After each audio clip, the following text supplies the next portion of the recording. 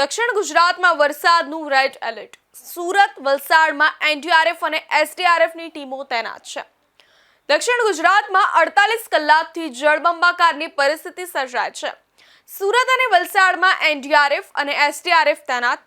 સુરત, નવસારી, તાપી અને વલસાડમાં અતિભારે વરસાદનું રેડ એલર્ટ. દક્ષિણ ગુજરાતમાં છેલ્લા 48 કલાકથી આફતનો વરસાદ વરસી રહ્યો છે, ત્યારે જેના કારણે સમગ્ર પંથક જળબંબાકાર થયો છે.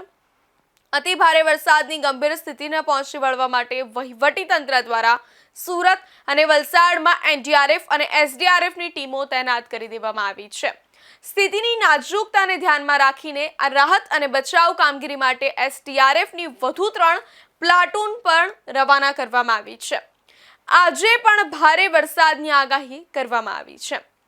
જણાવી દઈએ, હવામાન વિભાગ દ્વારા દક્ષિણ ગુજરાતના સુરત, તાપી, નવસારી, વલસાડ, ડાંગ અને દાદરા નગર હવેલી માટે વરસાદનું રેડ એલર્ટ જારી કરવામાં આવ્યું છે. આ ઉપરાંત ભરૂચ, નર્મદા, બનાસકાંઠા, સાબરકાંઠા તેમજ સૌરાષ્ટ્રના ગીર સોમનાથ, અમરેલી અને ભાવનગરમાં પણ ઓરેન્જ એલર્ટ જાહેર કરવામાં આવ્યું છે. સમગ્ર રાજ્યમાં હળવાથી ભારે વરસાદની આગાહી કરવામાં આવી છે. જણાવી દઈએ, દક્ષિણ ગુજરાતમાં ભારે વરસાદ નોંધાશે. પડોશી રાજ્ય મહારાષ્ટ્ર, મુંબઈ અને બોઈસર અને વિરાર પટ્ટામાં પડી રહેલા મુસળધાર વરસાદની સીધી અસર દક્ષિણ ગુજરાત પર જોવા મળી રહી છે.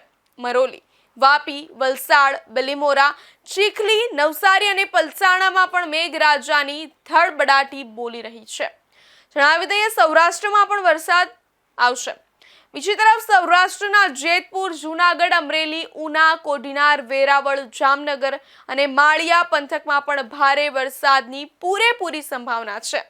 પાણી ભરાવાની સ્થિતિ વચ્ચે લોકોને સાવચેત રહેવા તંત્ર દ્વારા અપીલ પણ કરવામાં આવી છે.